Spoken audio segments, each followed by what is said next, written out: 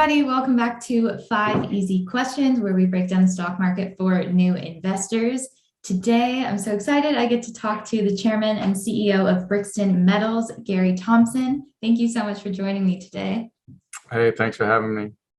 This company is a BC-based explorer with 4 properties in BC, Montana, and Ontario. I am just going to jump right on into the questions if you're ready. Sure, fire away. Okay, number 1. What are the different stages of a mining project? Well, the different stages are early, what they call grassroots exploration, where it's effectively a moose pasture, and goes up through the exciting part, which is the new discovery, which I think everybody wants to see new discoveries. So that's the big value curve from moose pasture to a new discovery of a mineral deposit. And then it gets into this, it's called a Pierre-Lassonde curve. It goes up through this cycle of kind of euphoria and exciting, big new discovery. And then there's this bit of a trough after that. And I'm talking like that period from initial to moose pasture to discovery could be 5 or 10 years. These things take time and mining cycles and all that. And then you get into what's called the development stage, which is usually the kind of the less exciting stage, because it's more engineering and permitting before you get into construction and mine build.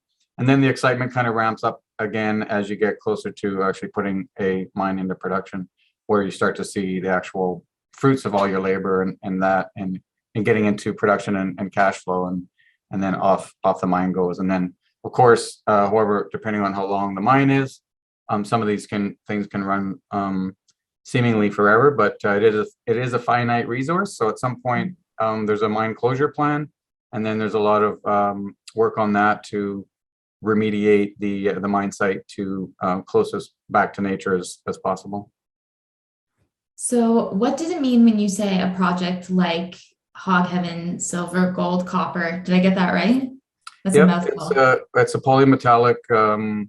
Historically, they were focused on the silver and gold there, and we'll call it an advanced stage because it was up until about 88, 89, there was a feasibility study on it. So when I say advanced stage project, it's they've done economics on it, they've done mine plans, and they're basically ready to build the mine. So that project in the late 80s was ready to go into production. Of course, if you lived through a few mining cycles like me, you'll have recognized it when 1990 the commodity prices collapsed, both for gold and silver, and so it really killed the economics of the project, and it really sat dormant basically kind of ever since. And then Brixton acquired it in what I'll say near the bottom of the market. Which is the time to be buying assets and acquiring projects near the bottom of the mining cycle, because then you can get the upside when things turn on again, which they do. And if you're looking at the mining sector maybe for the first time, it's a well-known cyclical nature of the business. You get these booms and busts, and having lived through a few of those, sometimes it can be long, drawn out, and deep. Bottoms where nobody wants to talk about mining, and especially a junior mining exploration, which is the more risky speculative opportunities. Right. But we can talk more about that if you like. I was going to say, you have perfectly led me into my next question. So you've said you're building a $1 billion major mineral producer instead of looking to be bought out by a bigger company. How does becoming a producer compared to being a junior explorer benefit your shareholders? Yeah, well, it's there's nothing easy about it, that's for sure. I mean, we believe we have the assets to build a $1 billion company, and if you look at where we are today, 40 to 50 million market cap, that's a big gap to fill, and it's usually done through de-risking the project. Through drilling, mainly to get enough resources independently verified to go into that sort of mine plan. So there's a lot of work that goes into that.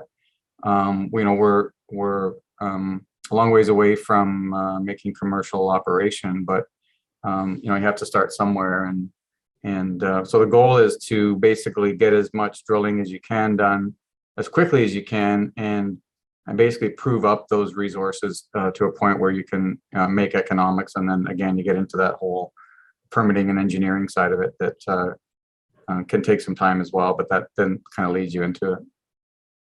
So again, speaking to the new investor in a world that's full of like meme stocks and cannabis and psychedelics and plant-based foods, why do you think millennial investors support miners like Brixton Metals?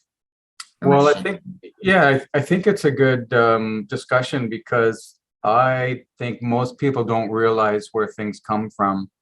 And you cannot have an iPhone, you cannot have a car, you cannot have a house, you cannot have any infrastructure or any electronics or anything, a computer, without mining.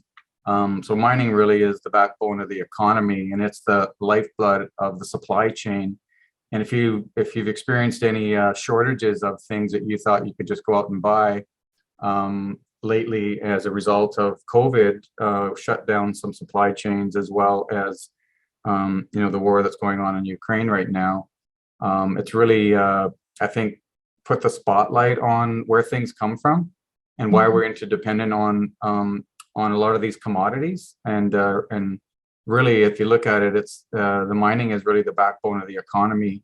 And so, yeah, people should be getting involved, and there's big opportunity in the commodity space. And I think it's we'll say maybe less exciting because it is takes time, and I think a lot of people, because they're not geologists or maybe don't feel like they have the technical skills to understand it, whereas maybe technology companies that we've seen done major rallies, like some of the major trillion-dollar tech companies, I think that's an easy thing to understand for people, and maybe the resources are maybe a little more complicated, but at the end of the day, it's a supply demand fundamentals. So looking for those opportunities. And one thing that's pretty exciting for us is this whole decarbonization and electrification of civilization.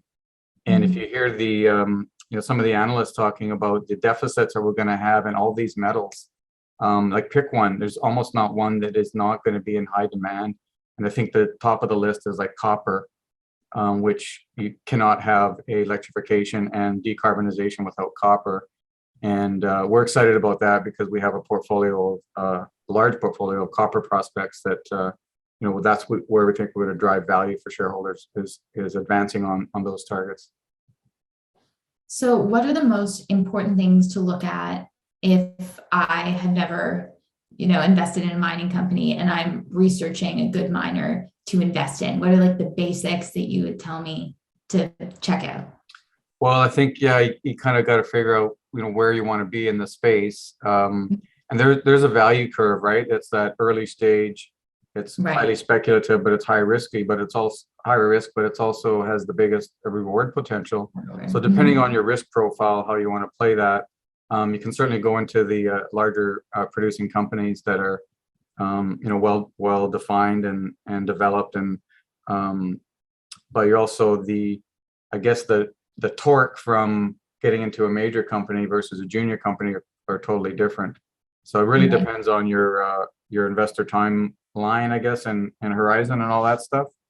But yeah, you got to do a bit of research, and obviously people is important. Do they have the ability to finance? Are they spending a lot of money in the ground? There's companies out there that are marketing companies that don't really do exploration, but they say they do. Okay, I was just going to ask, is there anything that's a red flag? Yeah, exactly. Like, have a look at their financials. How much are they actually putting in the ground to try and find something versus just, they call them lifestyle companies. And there are some out there like that. So you just got to look and see, well, how much did they raise last year and how much did they spend doing exploration? And, it's, sometimes you win, sometimes you don't, but at least that they're trying and actually putting money to work, and have a good technical team is also important. Having a good solid technical team with a good track record. Those are important things to look for, I think. You do have to do a bit of research. There's an old adage. It's just like a 2 and 10 rule. You pick 10 of your top, do your research and you pick 10. And if 2 of the 10 win, then that, I guess if they win, to have a big win, then those 2 would pay for everything else. So that's sort of the idea.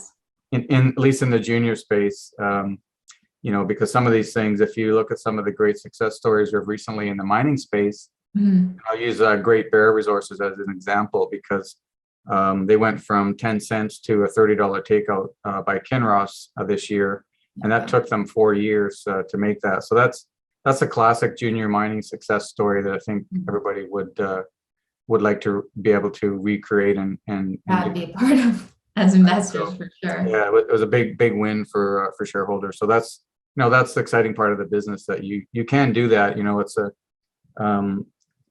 junior mining, it can be a rags to riches story, but it can be a lot of hard work and painful process to get there. Right. But it's a lot of fun. I think from our side, we're having fun, and we're excited to make those discoveries, and that's why we're in the business. Wonderful. I have a quick rapid fire round of questions for you. The hard hitting stuff. Are you ready? Yeah, hard hitting stuff. Okay, go. Ready? Tea or coffee? Coffee. Me too. What's the first thing you do in the morning? Put the water on, get some coffee going. What is your favorite sport to watch? Ooh, favorite sport to watch? Probably hockey. What's your favorite sport to play? Mountain biking or water skiing. Favorite book? Favorite book? The Big Reset. Cat or dog? Dog. Value investor or day trader? Value. Suit and tie or casual? It depends. Mostly casual, but suit and tie, I like that too. If you had $1,000 to invest in another sector, what company would it be? In another sector? I know. How about one of the big banks in Canada? Nice. And last question, what was the last movie that you watched? Last movie? Wow, I think I've seen so many. Where do I even start? How memorable I know, was during it? COVID. Yeah, it's been a lot of movies. I can't even keep track. It's a blur. Yeah. Perfect. Well, that is all the time we have today. Thank you so much for joining us and hanging out. Is there any social media or anything specific that you want to tell people where they can find more, your website, about your company? Well, certainly if you go to BrixtonMetals.com and follow us on Twitter, LinkedIn, Facebook, and you can call me anytime if you have any questions. All the channels. Perfect. Thank you so much. And hopefully I get to talk to you again soon. Yeah, it was great speaking with you. Thanks, Maddy.